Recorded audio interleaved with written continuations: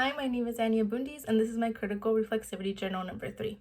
So to start off, I want to go ahead and highlight the importance of Chicanismo and how it's defined in El Plan de Santa Barbara, as this was really essential for how we created the foundation for a Chicanx Studies framework and how it has developed over time and what it's needed today in order to return to these initial goals and definition. So Chicana Studies in El Plan de Santa Barbara was defined with 4 primary pillars, which were self-respect, pride, political action, and self-awareness. It's important to highlight these as they are essential to how we are converting today Chicana Studies and education in that perspective and through that path and direction as a tool for manpower, economic resources, and social mobility. These were 3 main goals that were pointed out in the Plan de Santa Barbara, and it was said that education was really significant for Chicanos, or overall also Latinos, as it will later on aid significantly in politically educating in the Chicano community, giving impetus to that historical consciousness which Chicanos must possess in order successfully to struggle as a people towards a new vision of Aslan. I admit that when I began to read El Plan de Santa Barbara, something that didn't strike specifically with me or that I didn't resonate with was the importance that was put on the university. And when I began to self-reflect on this, I realized that as I continued to read and as I read in the trenches of academia and then later Pizarro's work, and his perspective also on how Chicana Studies has been developing, I started to realize why I had this disconnect at first with El Plan de Santa Barbara. So when I was reading through the first chapters or the first sections, this highlight on the university did not sit right with me because of my initial experiences with academia and how I was brought up before going to the university in terms of my education. As someone who was usually pushed to do better, and especially because it's something that also correlates with Chicanos, Chicanas, and also the immigrant population, we see that it's important to have this education for social mobility. However, it's also the way in which we are schooled rather than educated that can also cause this dissonance and this disconnect between the Chicanx community and university.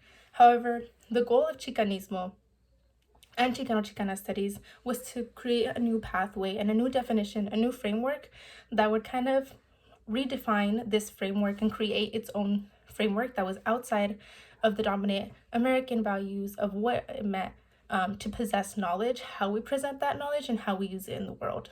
Most of the time, we kind of, as mentioned by Acuña and by Pizarro as well, we think of traditional American values or American ways. We think of independence, and we think of this traditional critical analysis that doesn't really encompass what Chicanismo has so much wealth and value in. So if we move on, one of the struggles that came with Chicano Studies was that it had this really amazing and beautiful goal, which was envisioning transforming the systemic character of the racist relationship with educational institutions. And this is something that's highlighted from and quoted from El Plan de Santa Barbara. However, what happened is that there was this big struggle, which is also highlighted by Acuña and Pizarro, on the invalidation of Chicanx studies based on the notions of what knowledge is and who possesses knowledge.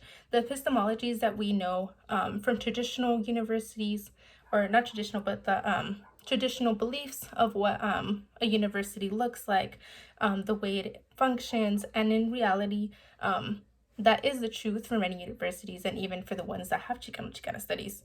So when this new discipline was coming about, it wasn't considered a discipline, and it had to fight to be kind of its own area and then kind of move up and be acknowledged.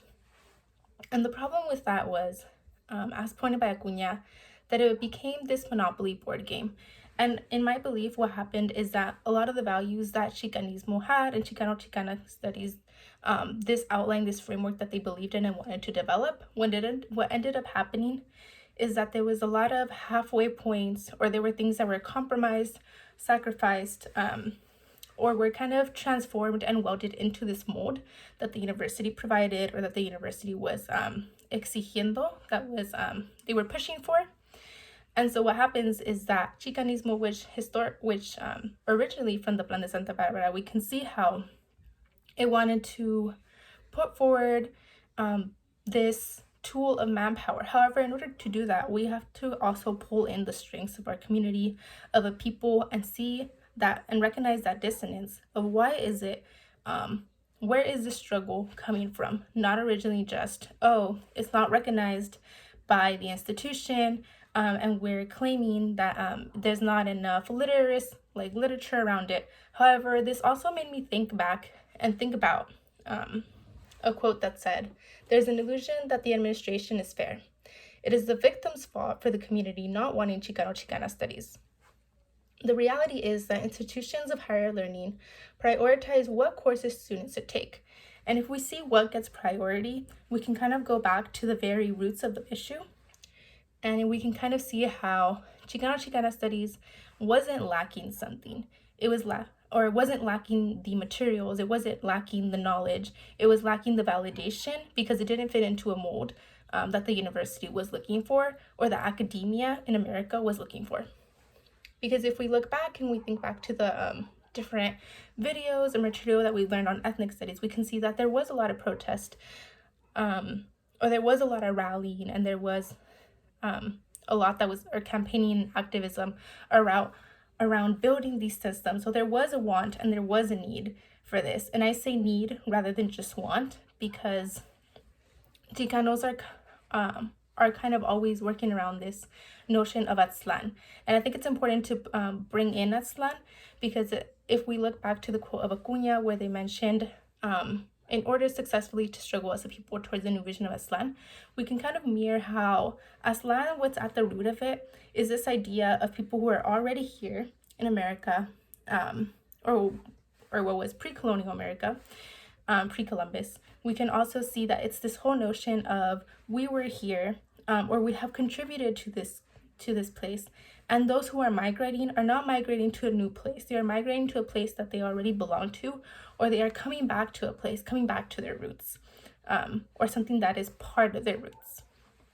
So if we create this parallel to how we see and how we view universities, we also see how Acuña points out, and the Plan de Santa Barbara also points out, that students and Chicanos are actually in reality or that the universities are in debt with them because they have directly and indirectly contributed to this, whether it's politically. However, this also goes back to the notion that a problem that often happens is that we think about things in numbers. We think about what is owed, and then in reality, we miss this whole point of wealth. We miss this whole point of value. So instead of looking at hard facts and data, we're kind of missing this whole point that Pizarro points out, which is that knowledge that comes from within, these histories that come from within, these stories. So if we look back, we kind of begin to see how one of the problems is this idea of knowledge and literacy that's available. And I believe that it's important to kind of look back and think, if we're talking about knowledge and we're talking about something that's more material or presentable, there were books, there are things that are recognized. However, these were commonly known as part of the banned books.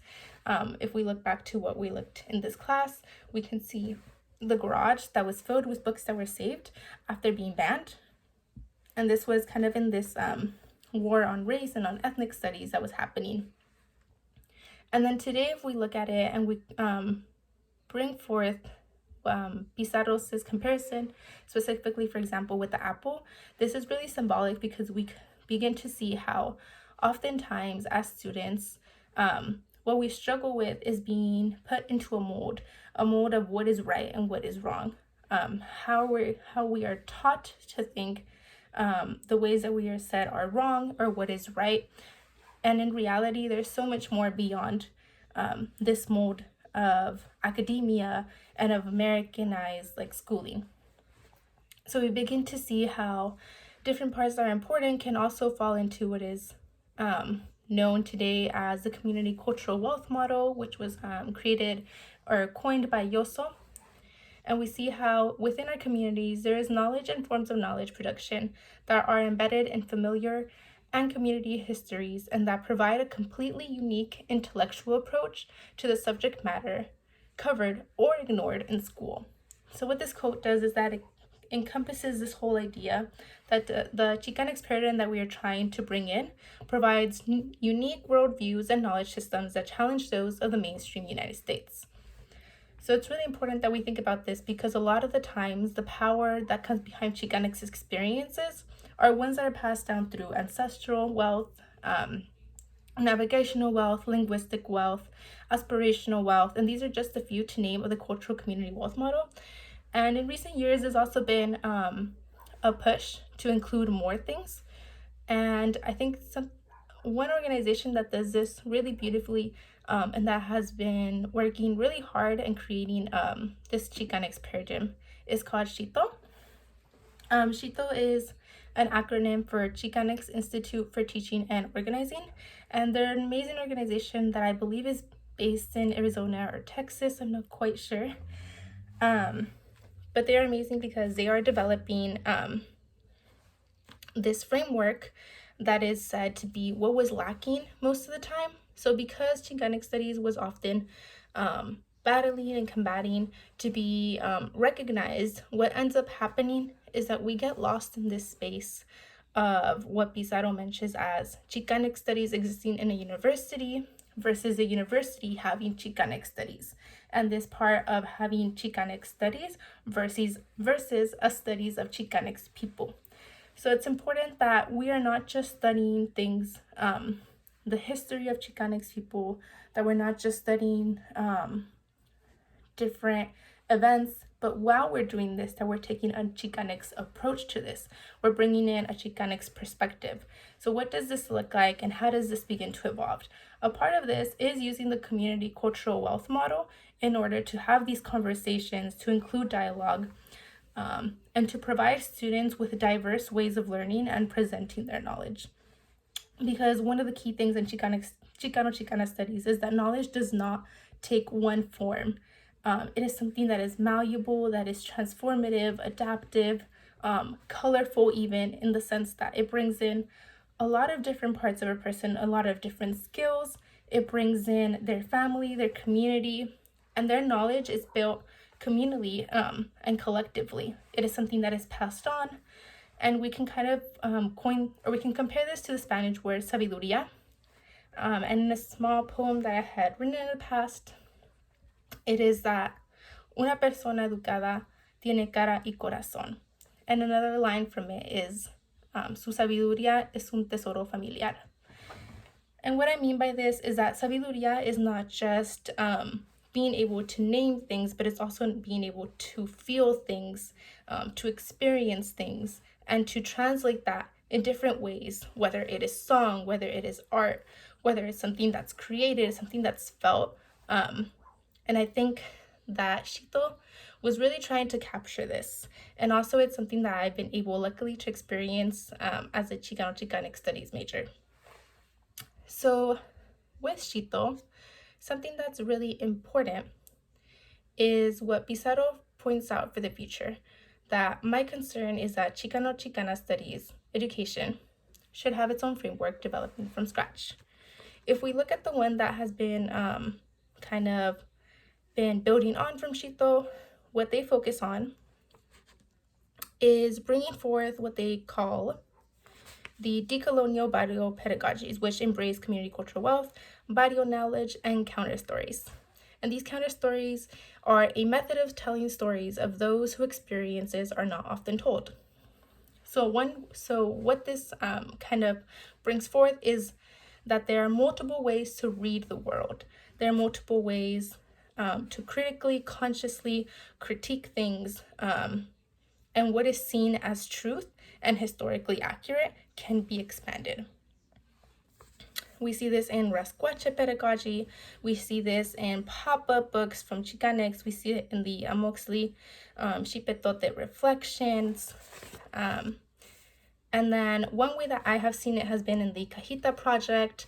Another way has been in creating yarn art to tell ancestral stories and to tell testimonials after interviewing my loved ones and family members. And the yarn art was really a way of kind of bringing in meditation, of bringing in knowledge, critical reflection. The Fuertes Carlipocas, as someone is taught to look from within, to reflect on these. And I would even say Anzaldua's 7 stages. I think these are really important because they also highlight the importance of this inner work that happens in Chicano-Chicana studies. And I think moving forward, some of the things that are really important also is that Chicano-Chicana studies is always looking within itself as well. That there is, what is really important is, it is only by being as critical of our own knowledge systems as we are of those of the mainstream that we can develop empowering possibilities that move us beyond simple glorification of a past that is laden with problematics. And one of these problematic forms is the gender binaries, the different ways that we look at masculinity and femininity, and the homophobia that does exist. And beyond this, I would say that while Chicano-Chicana studies does have a more direct reference with Mexico and Mexican Americans, I would also say that because Chicanx is more of an identity that is developed, at least in my own experience, and because in the United States, we see that Latinos are oftentimes grouped together and they have a lot of shared experiences with with Mexican Americans. It's also important to recognize other people from Latin America. With this also comes the topic of colorism. And I think it's really important that Chicanx, moving on, even in the way that we refer to as Chicano-Chicana studies, it's important to go beyond this and think of Chicanx studies. And this goes back to Ruben Algen and his, and also the other article that was about the X is a wound. And I think these wounds are things that Chicano-Chicana studies has to work on in the future as it develops this framework. If we look at Chito, one of the frameworks that they have created is called TIAWI. The T is for teaching critical consciousness, I for interconnectedness through student-centered instructions, the A for agency through critical praxis, the H for historical literacy development, the U for unity through community, and the I for intersectional identity development. So what I have been speaking on right now has been intersectional identity development mostly, where we see the intersecting identities, as Pizarro pointed out, that Chicano or Chicanismo does not, we do not want to create this mold once again, the way that the mainstream teaching and schooling and American dominant narrative has created. Because if we do that, we ourselves are following this problematic way of taking this, of creating a mold that is one fits all, when in reality, it's really important that with Chicanos, we all have different experiences, from being undocumented to being documented, from being light-skinned to being Afro-Latino, to the privileges that we have in different classes, whether it's working class, middle class, gender, queerness. And I think these are all really important things that we have to take into consideration if we're going to be building a new framework and transitioning from the present institutions that we have to create this new paradigm. So I think it's really important that we focus on this DYE and that we focus on these decolonial frameworks, which are decolonizing us and breaking these shackles of this mold. And that would be my main advice or feedback in doing this. And it's really powerful to see how the Cajita Project, yarn paintings, testimonials, and even power portfolios about the people in our community and their cultural wealth that they share. And I think it's important that as we continue highlighting this, that we are encompassing all peoples and the diversity within Chicanismo. Thank you.